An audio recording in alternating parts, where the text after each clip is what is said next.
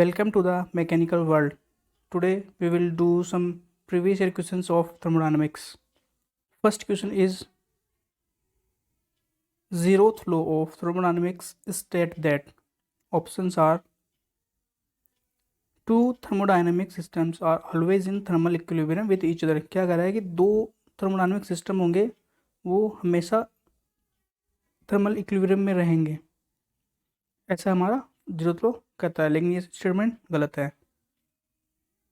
If two systems are in thermal equilibrium, then the third system will also be in thermal equilibrium. क्या बोल रहा है कि दो सिस्टम अगर थर्मल इक्विलिब्रियम में हैं तो हमारा थर्ड सिस्टम भी इक्विलिब्रियम में होगा. देखो यहाँ क्या हो रहा है कि दो सिस्टम्स हैं वो थर्मल इक्विलिब्रियम में हैं तो तीसरा भी थर्मल इक्विलिब्रियम में होगा, लेकिन इसमें कोई लिखा हुआ नहीं है, कहीं इसमें दिया नहीं है कि वो जो थर्ड सिस्टम है वो किसी एक के साथ इक्विलिब्रियम में है. जो हमारे पिछले दो ए और बी जो सिस्टम है उनके साथ इक्विलिब्रियम में, ऐसा कहीं नहीं दे रखा है, तो वह हमारा ऑप्शन नहीं होगा. सी है two systems not in thermal equilibrium, ऐसा तो हमारा कुछ स्टेटमेंट था ही नहीं.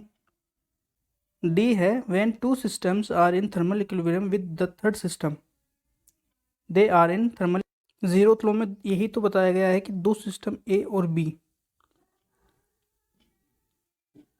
थर्मल इक्विलिब्रियम में है किसी तीसरे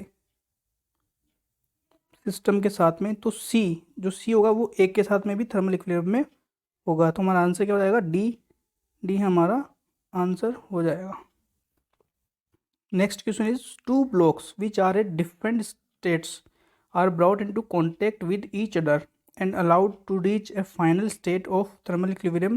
The final temperature attained is specified by the. ये क्या पूछ रहा है कि दो सिस्टम्स हैं दो डिफरेंट स्टेट्स में, जैसे P1 V1 और P2 V2 ऐसे कोई दो स्टेट्स पे है, उनको कॉन्टेक्ट में लाया गया, एक साथ एक कॉन्टेक्ट में लाया गया, तो उनका थर्मल इक्विलिब्रियम जो अटेन होता है तो उसमें टेम्परेचर होगा वो कौन से लो से हमें स्पेसिफाई किया जाता है. तो फर्स्ट ऑप्शन है zeroth law of thermodynamics, second option है B first law of thermodynamics, option C है second law of thermodynamics, option D है थर्ड लॉ ऑफ डायनामिक्स. देखो इसमें क्या बता रहा है कि दो सिस्टम है ए और बी, दोनों का दो अलग अलग स्टेट है, लाइक T1 एंड P1, यहाँ T2 P2 V1 V2, तो इनको एक साथ कॉन्टेक्ट में लाया गया है. जो थर्मल इक्विलिब्रियम में होगा उसके बाद में जो वहाँ पे टेम्परेचर होगा T फाइनल होगा वो हमें किस लो से मिलता है. तो इसका आंसर हमारा क्या होगा? जीरोथ लो. हमें जीरो लो में ही तो टेम्परेचर मेजरमेंट बताया जाता है, तो जीरो लो में हमें टेम्परेचर मेजरमेंट मिलता है. ठीक है, तो हमारा आंसर क्या हो गया? ए. थर्ड क्वेश्चन है एक closed thermodynamic system is one in which. क्या पूछ रहा है कि क्लोज जो सिस्टम होता है, हमारे तीन सिस्टम होते हैं, open system, close system and isolated system. तो उसमें क्या पूछ रहा है कि हमारा क्लोज्ड थर्मोडायनेमिक सिस्टम है वो कौन सा होता है. तो ऑप्शन है हमारे देयर इज नो एनर्जी और mass transfer across the boundary. क्या बोल रहा है कि जो हमारी बाउंड्री होती है उसके अक्रॉस कोई भी मास और एनर्जी ट्रांसफर नहीं होगा. मास और एनर्जी ट्रांसफर नहीं होता, वो कौन सा होता है? हमारा आइसोलेटेड सिस्टम होता है. B there is no mass transfer but energy transfer exist. क्या बोल रहा है कि हमारा मास ट्रांसफर नहीं होता है बट एनर्जी ट्रांसफर होता है. हमारे क्लोज सिस्टम में क्या होता है? क्लोज सिस्टम में यही होता है हमारा कि मास तो फिक्स रहता है लेकिन एनर्जी ट्रांसफर होता है. ऑप्शन सी देख लेते हैं. ऑप्शन सी है there is no energy transfer but mass transfer exist. ऐसा तो कुछ नहीं था कि एनर्जी फिक्स हो और मास ट्रांसफर हो रहा है उसमें, ऐसा कुछ नहीं था. ऑप्शन डी है both energy and mass transfer take place across the boundary but the mass transfer is controlled by valves. ये भी हमारा ऑप्शन में नहीं है. हमारा ऑप्शन जो बी है there is no mass transfer but energy transfer exist, ये हमारा करेक्ट आंसर हो जाएगा. नेक्स्ट क्वेश्चन है match list 1 with list 2. List 2 में क्या हमारा इंडेक्स एन दे रखा है जिसको हम क्या बोलते हैं P V to the power n equals to constant and select the correct answer using the codes given below the list. देखो हमारा कर्व होता है ऐसे कुछ पी वी,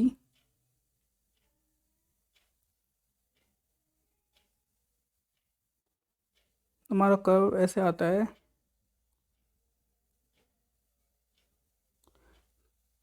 ये पी होता है और ये वी हो गया यहाँ पे। तो ये देखो यहाँ पे होता है हमारा 0 होता है, यहाँ 1, यहाँ गामा, यहाँ इन्फिनिटी। ये क्या है, एन की वैल्यूज़ है, n equals to 0, n equals to 1, n equals to gamma, n equals to infinity. तो देखो यहाँ पे क्या होता है, दे रखा है एडियाबेटिक, एडियाबेटिक में होता है गामा, तो गामा क्या होता है C P upon C V. तो एम हमारा क्या हो जाएगा 2, एम हमारा क्या हो जाएगा 2। ऑप्शन ए और बी हमें 2 दे रखा है, एम है ना। देखते हैं हमारा सेकंड जो है आइसोथर्मल, आइसोथर्मल में क्या होता है एन इक्वल्स टू 1, आइसोथर्मल में हमारा एन इक्वल्स टू 1 होता है। तो एन इक्वल्स टू किस में आ रहा है 3, देखो 2 2 3 3, दोनों ऑप्शन ए और बी में है। सी में हमारा 5 5 दे रखा है। तो अब हमें क्या जरूरत है, डी को देखने की, चेक करने की जरूरत है कि डी में क्या आंसर आ रहा है, या तो 4 आएगा या 1 आएगा। देखो कांस्टेंट वॉल्यूम, कांस्टेंट वॉल्यूम दे रखा है, तो हमारा मतलब वॉल्यूम हमारा कांस्टेंट है। देखो ये हमारा वॉल्यूम का ऑर्डिनेट है, इसमें हम आगे बढ़ेंगे तो हमारा वॉल्यूम क्या रहेगा, इंक्रीज होगा। लेकिन अगर हम पी पे बढ़ते हैं, यहाँ पे जाते हैं हम, तो हमारा वॉल्यूम क्या है, फिक्स रहेगा। तो हमारा फिक्स रहेगा, तो ये क्या है हमारा इन्फिनिटी पे है। तो इसका आंसर क्या होगा, इन्फिनिटी। इन्फिनिटी कौन से ऑप्शन में हमारे, एक में है, तो हमारा आंसर क्या हो जाएगा, बी। बी हमारा क्या हो जाएगा, आंसर हो जाएगा। नेक्स्ट क्वेश्चन है, विच one of the following is the extensive property for a thermodynamic system. क्या पूछ रहा है कि कौन सी हमारे एक्सटेंसिव प्रॉपर्टी होती है। देखो एक्सटेंसिव प्रॉपर्टी क्या होती है, एक्सटेंसिव प्रॉपर्टी क्या करती है, मास पे डिपेंड करती है। जो मास पे डिपेंड नहीं करेगी वो क्या हो जाएगी, हमारी इंटेंसिव प्रॉपर्टी हो जाएगी। तो देखो यहाँ पे क्या दे रखा है हमने ऑप्शंस में, वॉल्यूम, ऑप्शन ए है हमारा वॉल्यूम, ऑप्शन बी है प्रेशर, ऑप्शन सी है टेम्परेचर, ऑप्शन डी है डेंसिटी। देखो वॉल्यूम क्या करता है, वॉल्यूम हमारे एक्सटेंसिव प्रॉपर्टी होती है, प्रेशर इंटेंसिव प्रॉपर्टी होती है, टेम्परेचर भी इंटेंसिव प्रॉपर्टी होती है। देखो डेंसिटी क्या होता है, डेंसिटी हमारा क्या होता है, रेशियो ऑफ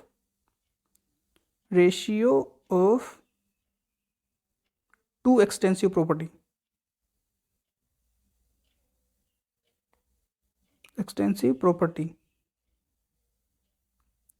तो ये क्या हो जाएगा, ये जो ratio of two extensive property है वो हमारा क्या होता है, इंटेंसिव प्रॉपर्टी बन जाता है।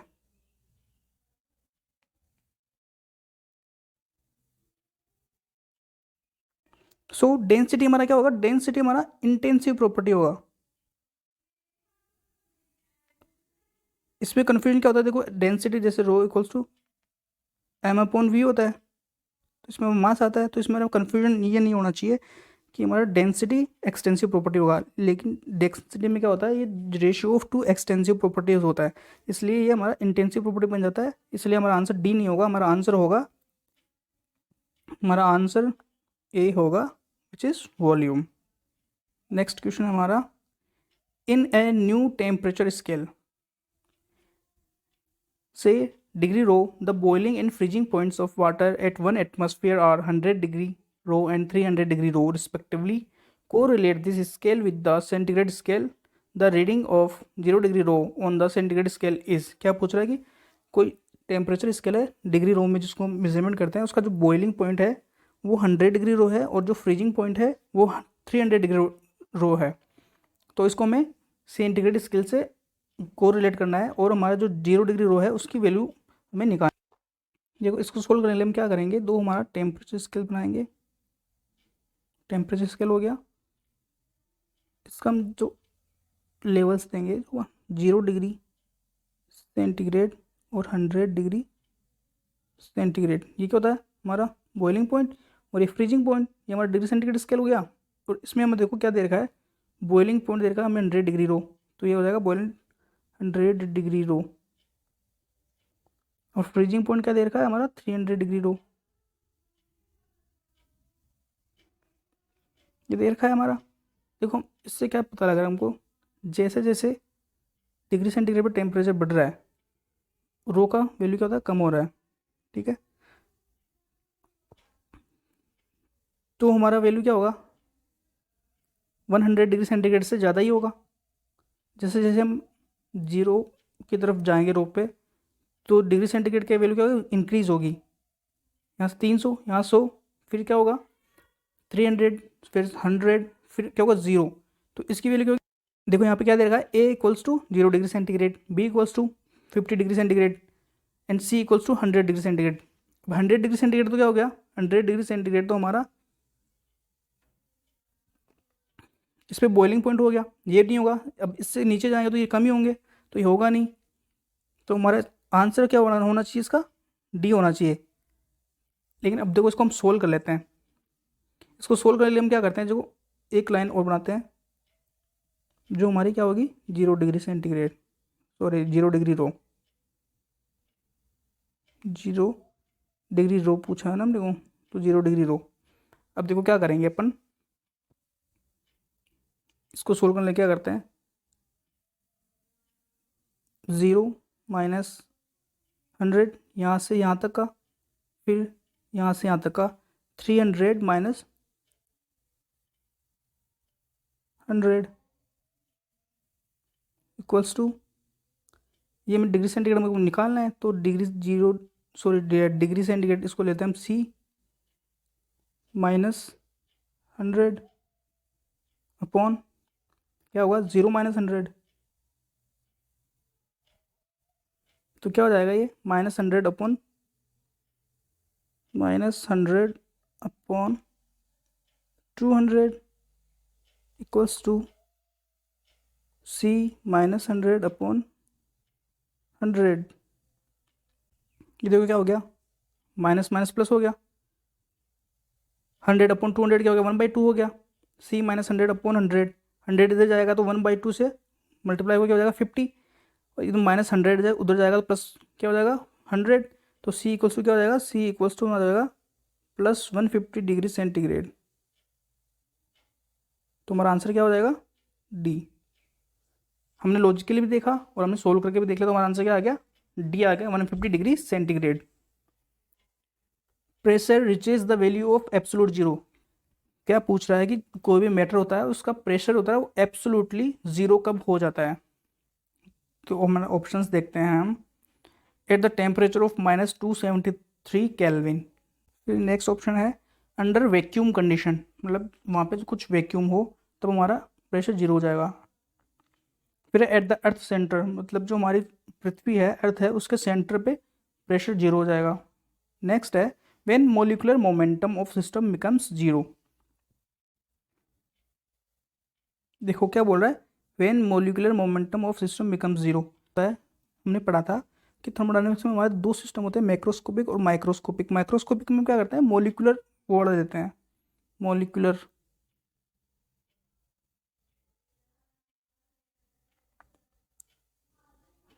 तो मोलिकुलर में था एटम्स होते हैं, मॉलिक्यूल्स होते हैं, उनकी वजह से हमारा क्या होता है, टेम्परेचर आता है और प्रेशर आता है।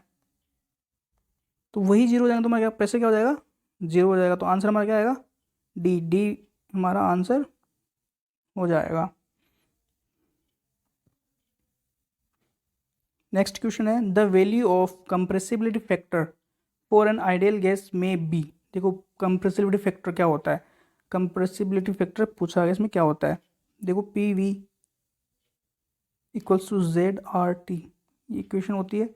इसमें जेड जो होता है P V upon R T, ये हमारा क्या होता है, कंप्रेसिबिलिटी फैक्टर होता है। ये आइडियल गैसेस के लिए हमेशा 1 रहता है, यूनिटी रहता है। तो ऑप्शन देखो, लेस और मोर देन 1, ये हमारा नहीं होगा। इक्वल टू 1, 0 नहीं होगा, लेस देन 0 नहीं होगा। So the correct value is given by only 2 which is equal to 1। तो हमारा आंसर क्या हो जाएगा, डी। डी हमारा आंसर हो जाएगा, जिसमें क्या रहेगा 2 ओनली। सो हमारा नेक्स्ट क्वेश्चन है which of the following correctly defines 1K as per the internationally accepted definition of temperature scale. देखो टेम्परेचर स्केल किस में होता है हमारा, 0th लॉ में। टेम्परेचर स्केल हम किसमें पढ़ते हैं, जीरोथ लॉ में। अब इसमें क्या पूछ रहा है, ये 1K की डेफिनेशन क्या होती है, ये 1K इक्वल्स टू क्या होता है, इसको डिफाइन कैसे करता है। देखो उसमें मैंने पढ़ा था कि दो टेम्परेचर स्केल होते हैं, जिसमें एक तो 1954 से करते थे, एक 1954 बाद में करते थे। तो 1954 में जो पहले होता था उसमें क्या करते थे हम, 2 पॉइंट्स लेते थे, 2 बेस पॉइंट लेते थे, एक तो फ्रीजिंग पॉइंट होता था, एक बॉइलिंग पॉइंट होता था। 1954 के बाद में क्या किया, हमारा एक सिंगल कर लिया, सिंगल पॉइंट ले लिया, जिसको हम कहते हैं ट्रिपल पॉइंट लेते हैं, ट्रिपल पॉइंट होता है।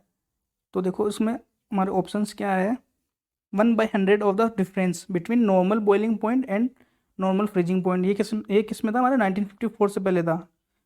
फिर हमारा नेक्स्ट ऑप्शन है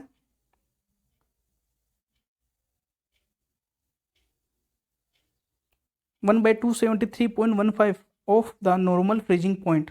फ्रीजिंग पॉइंट तो 1954 से पहले था, ये इंटरनेशनल एक्सेप्टेड नहीं है, पहले था। 100 times the difference between the triple point of water and the normal freezing point of water, ये भी नहीं था। सो हमारा ऑप्शन डी क्या है, 1/273.16 of the triple point of water. देखो ये आ गया हमारा triple point of water, triple point of water, तो हमारा ऑप्शन डी जो है वो बिल्कुल करेक्ट हो जाएगा। तो हमारा आंसर क्या है, D, D is our correct answer. Which of the following are intensive properties, first है काइनेटिक एनर्जी, सेकंड है स्पेसिफिक एंथैल्पी, थर्ड है प्रेशर, फोर्थ है एंट्रोपी। देखो इसके ऑप्शन देख लेते हैं पहले, 1 and 3, 2 and 3, 1, 3 and 4 and 2 and 4। देखो हमने क्या पढ़ा था, जो भी एनर्जी होती है, all energies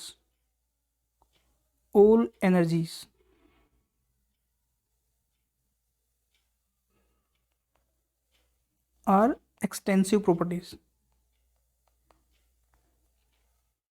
but specific energies वो हमारी क्या होती है, इंटेंसिव प्रॉपर्टीज होती है। देखो काइनेटिक एनर्जी क्या होगी हमारी, एक्सटेंसिव प्रॉपर्टी होगी, लेकिन स्पेसिफिक आ गया ना यहाँ पे, स्पेसिफिक, तो स्पेसिफिक एंथैल्पी क्या हो जाएगी हमारी, इंटेंसिव हो जाएगी। तो पहले तो क्या हो गया, 2 हो गया। फिर प्रेशर, प्रेशर हमारा क्या होता है, इंटेंसिव प्रॉपर्टी होता है। एंट्रोपी, एंट्रोपी होती है हमारी एक्सटेंसिव प्रॉपर्टी। तो हमारा आंसर क्या होगा, 2 and 3। 2 and 3 किस में आ रहा है, 2 and 3 आ रहा है बी में, तो हमारा आंसर क्या होगा, बी।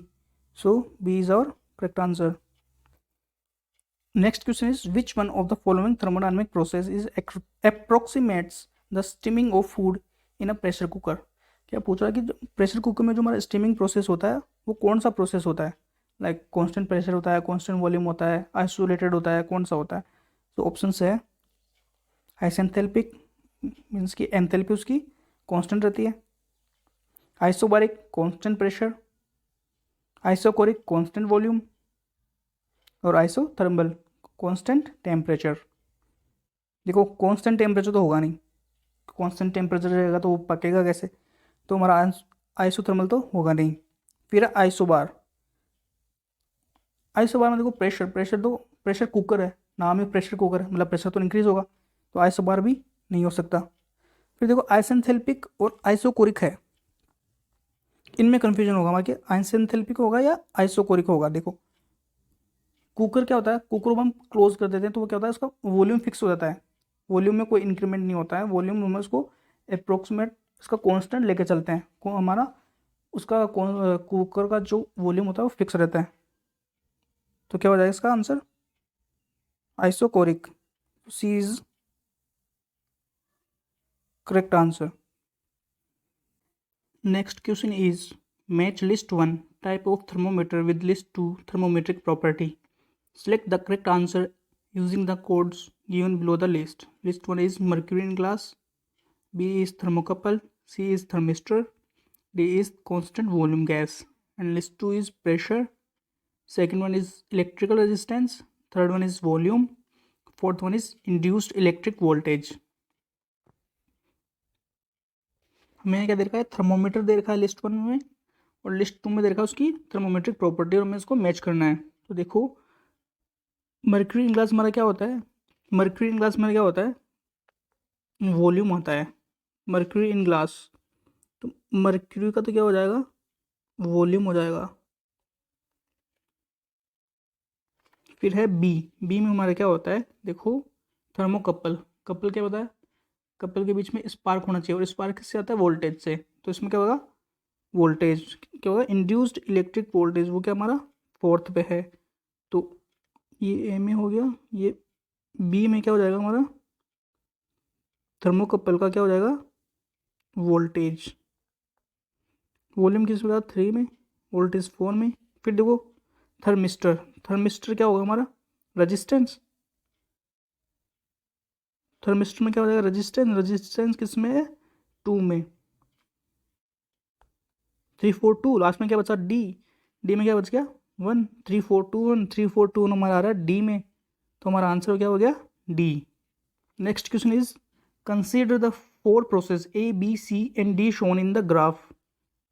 हमें यहाँ क्या करना है, जो ग्राफ में जो कर्व दे रखे हैं A B C and D, उनकी जो एन की वैल्यूज है वो हमें पता करनी है। तो देखो पीवी कर्व में हमें क्या होता था, तो हमने पिछले क्वेश्चन में भी देखा है कि एन इक्वल्स टू 1। किस में तो था, आइसोथर्मल में, जिसमें हमारा क्या था, टेम्परेचर कांस्टेंट रहता था।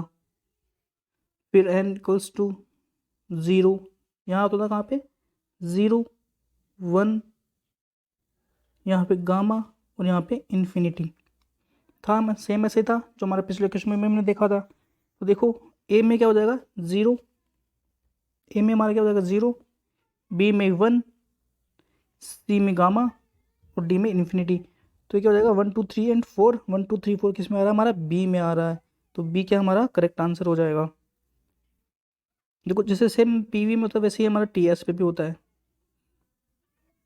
टीएस, टीएस में क्या होता है, टीएस में जैसे हमारा ये जो ए और डी कर्व है ना, वो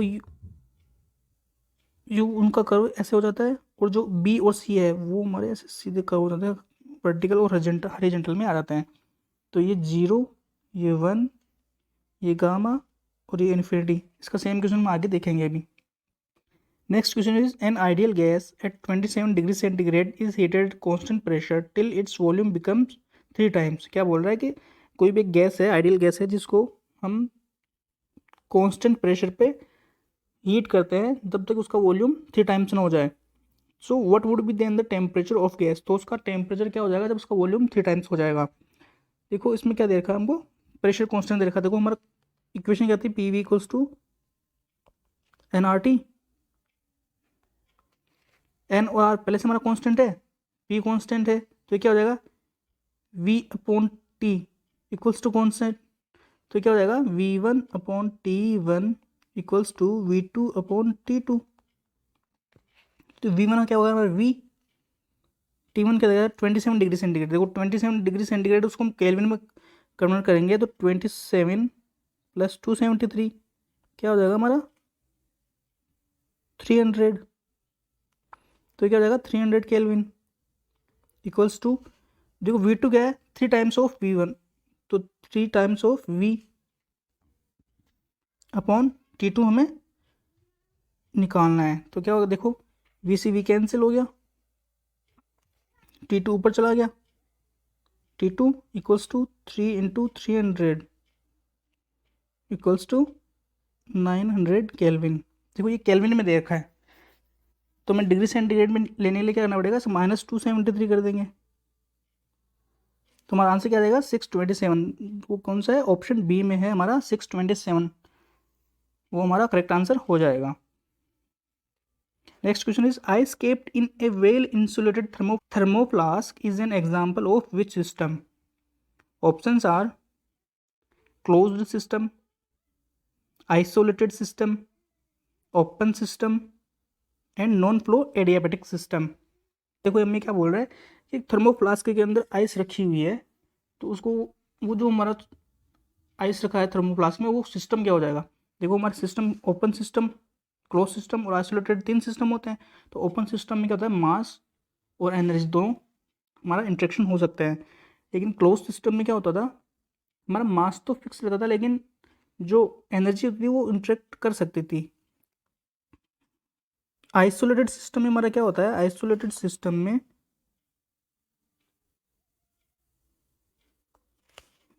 both mass and energy, interact नहीं होता है, no interaction.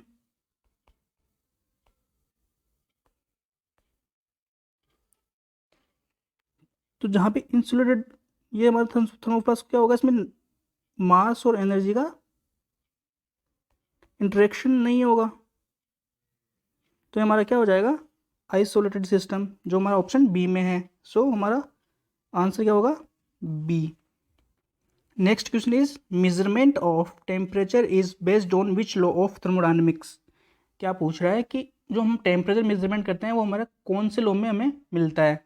So options are zeroth law of thermodynamics, first law of thermodynamics, second law of thermodynamics, third law of thermodynamics. देखो हमने फर्स्ट लेक्चर में पढ़ा था कि जो जीरोथ लॉ होता है उसी से हमें टेम्परेचर मेजरमेंट करते हैं, जहाँ हमें दो टेम्परेचर स्केल मिली थी, जहाँ वो एक थी 1954 से पहले और एक थी 1954 के बाद में। 1954 के पहले हम क्या करते थे, 2 पॉइंट्स लेते थे, रेफरेंस पॉइंट लेते थे, और 1954 के बाद में क्या किया, एक रेफरेंस पॉइंट लिया, वो तो हमारा ट्रिपल पॉइंट। तो ये हमें किस में मिलता है, जीरोथ लॉ ऑफ थर्मोडायनेमिक्स में। तो हमारा आंसर क्या होगा, A. Next question is match list 1 which is process index n with list 2 which in TS traces and select the correct answer using the code given below the list। जो list 1 में क्या दे रखा है, हमें NQ values दे रखी है, list 2 में क्या दे रखा है, हमें TS कर्व दे रखा है। देखो हमने PV कर्व जो देखा था वो क्या था, PV कर्व हमारा ऐसे था,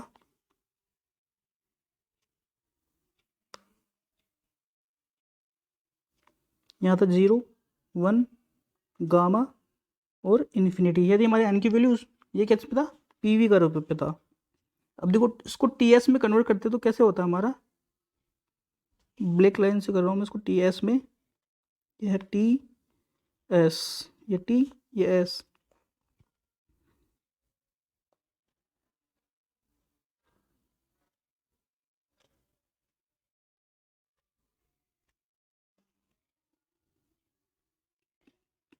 तो 0 था वो 0 यहाँ पे आएगा, 1 था ये 1 यहाँ पे आएगा, गामा यहाँ पे आ जाएगा, और जो इन्फिनिटी था वो इस कर्व पे आ जाएगा। ठीक है, देखो जो हॉरिजॉन्टल स्ट्रेट लाइन है जहाँ पे n की वैल्यू 1 है, वो क्या है हमारा, इसमें d आ रहा है, तो d की वैल्यू क्या हो जाएगी 1, तो 1 किस में आ रहा है 2 में, तो d क्या हो जाएगा 2 हो जाएगा। और जो वर्टिकल स्ट्रेट लाइन है वो क्या है हमारा a, तो a में क्या आएगा हमारा गामा, गामा मीन्स 1.4, तो 3, ए में क्या आएगा हमारा 3 आ जाएगा। बाकी बचा बी एंड सी, तो देखो इसमें मैं ऊपर दे रखा है, तो ये देखो जैसे ये करो हम इसको एक्सटेंड करेंगे तो ये ऐसे जाएगा और ये ऐसे जाएगा, तो ये क्या हो जाएगा v इक्वल्स टू कॉन्स्टेंट, ये क्या हो जाएगा v इक्वल्स टू कॉन्स्टेंट, और ये क्या हो जाएगा p इक्वल्स टू कॉन्स्टेंट। देखो पी वी कर्व में देखो, p हमारा कॉन्स्टेंट किस पे है, p हमारा कॉन्स्टेंट किस में रहेगा 0 पे, तो c के क्या आएगा, c में क्या आ जाएगा 0, c में क्या आएगा 1, c में क्या आ जाएगा 1, तो b में क्या आएगा 4, तो हमारा आंसर क्या होगा 3 4 1 2, 3 4 1 2 किस में आ रहा है सी में, तो सी हमारा क्या होगा, सी हमारा करेक्ट आंसर हो जाएगा। Next question is consider the following, A kinetic energy, B entropy, C thermal conductivity, D pressure. तो which of these are intensive properties, इनमें से हमारी इंटेंसिव प्रॉपर्टी कौन कौन सी है। देखो हमें पता है all energies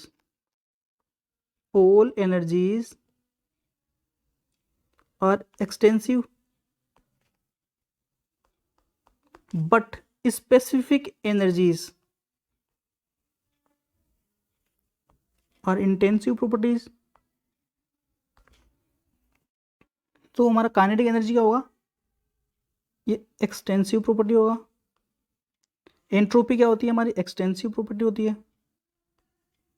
थर्मल कंडक्टिविटी क्या होता है, तो थर्मल कंडक्टिविटी हमारा इंटेंसिव प्रॉपर्टी होता है। प्रेशर क्या होता है, प्रेशर भी इंटेंसिव प्रॉपर्टी होता है। तो सी और डी इंटेंसिव हो गया और ए और बी हमारा क्या हो गया एक्सटेंसिव हो गया। तो हमें क्या पूछ रहा है, इंटेंसिव प्रॉपर्टीज पूछ रहा है, तो सी एंड डी हमारा एक्सटेंसिव प्रॉपर्टीज होगा। तो देखो हम इसके ऑप्शंस देखते हैं, 1 2 एंड 3 ओनली, ये नहीं होगा। 2 and 4 only, 2 means B and D, तो ये भी नहीं होगा। 3 and 4 which is C and D, so the answer is C. Next question is control volume is, क्या पूछ रहा है कि हमें कंट्रोल वॉल्यूम क्या होता है। So option A is an isolated system, a close system but heat and work can cross the boundary, a specific amount of mass in space and a fixed region in space where mass heat and work can cross the boundary of the region. देखो हमने पढ़ा था कि control volume क्या होता है, हमारा जो सिस्टम होता है, सिस्टम इन बाउंड्री होता है, सेम वैसे ही कंट्रोल वॉल्यूम होता है जिसमें हमारा मास इन एंड आउट होता है।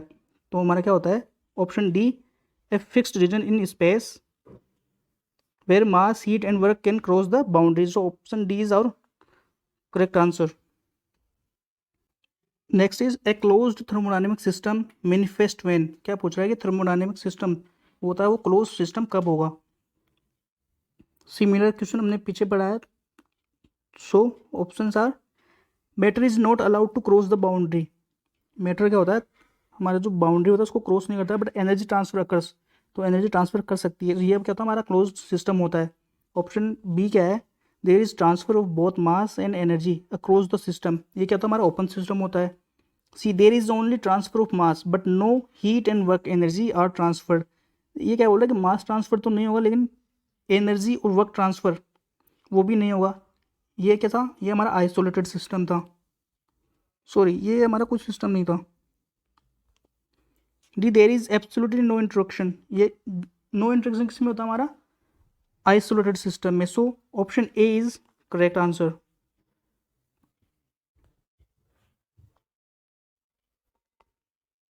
Next one, thermodynamic system is considered to be an isolated one. देखो सिमिलर क्वेश्चन हमने पीछे किया है, अभी जो लास्ट क्वेश्चन था वो सेम ऐसे ही था।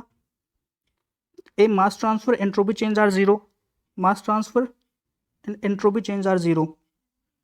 आइसोलेटेड सिस्टम में क्या होता है, मास ट्रांसफर नहीं होता है, सही है। Entropy change and energy transfer, ये ऐसा कुछ था नहीं। Energy transfer and mass transfer are zero. देखो आइसोलेटेड सिस्टम में एनर्जी ट्रांसफर और मास ट्रांसफर दोनों जीरो होते हैं, ये करेक्ट है। D, mass transfer and volume change are zero, ऐसा भी कुछ नहीं था, तो हमारा आंसर क्या होगा, answer is C which is energy transfer and mass transfer are zero. So next one is, in highly verified gases the concept of this losses validity. देखो वेरीफाइड गैसेज क्या होती है, जो हमारा जो स्पेस है, हमारा जो इन्वायरमेंट है, इसमें बहुत ही रेयरली पाई जाती है। तो उनको मॉलिक्यूल्स क्या होते हैं, इनको जो मीन फ्री पाथ होता है, जो दो एटम्स के बीच का जो पाथ होता है वो बहुत ही ज़्यादा होता है, इसलिए उनको कॉन्टिन्यूटी में वो नहीं आ पाते हैं। तो इसमें कौन सा लो है जो अपनी वैलिडिटी खो देगा। So option A is thermodynamic equilibrium, option B is continuum, option C is stability and D is macroscopic view point. देखो कॉन्टिन्यूटी नहीं होगी तो क्या होगा हमारा आंसर, कॉन्टिन्यूम। ये कॉन्टिन्यूम इसकी वैलिडिटी नहीं रहेगी वेरीफाइड गैसेस के लिए। So option B is correct. Next one is, the constant volume gas thermometer works on the principle that.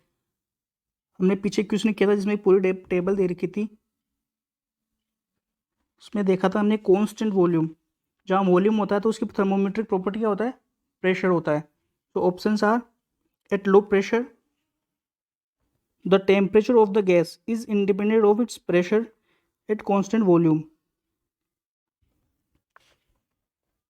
Eight high pressure the temperature of the gas is independent of its pressure and at constant volume, at low pressure the temperature of the gas is proportional to its pressure at constant volume। देखो इसमें क्या होगा हमारा, देखो जब constant volume आता है तो थर्मोमीट्रिक प्रॉपर्टी क्या होती है, प्रेशर होती है। अब क्या बोल रहा है कि एट लो प्रेशर, सही है, लो प्रेशर होना चाहिए। Temperature of the gas independent नहीं होगा, प्रोपोर्शनल होता है। एट हाई प्रेशर नहीं होता है। Eight low pressure the temperature of the gas is proportional proportional to its pressure at constant volume. So option C देखो हमारा, option C is correct. So the answer will be C. The next one is the value of an extensive property essentially depends on.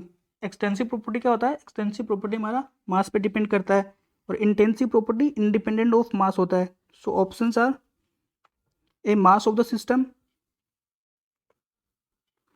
interaction of the system with surrounding, path followed by the system, nature of boundaries rigid or flexible. तो हमारा option A mass of the system answer हो जाएगा. Next one is Joule's experiment states that for a cycle. Joule ने हमें first law of thermodynamics दिया था. तो joule experiment हमें क्या देता है कि एक साइकिल के लिए change of pressure is proportional to temperature change, change of volume is proportional to temperature change, change of internal energy is proportional to temperature change, sum of all heat transfer is proportional to sum of all work transfer. देखो हमने पढ़ा था एक cycle के लिए जो heat supplied होती है वो वर्क के इक्वल होती है. एक साइकिल के लिए हमने पढ़ा था. तो ऑप्शन डी क्या हो जाएगा हमारा? करेक्ट हो जाएगा.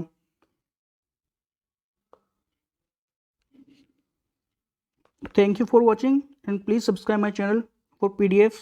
join Telegram channel.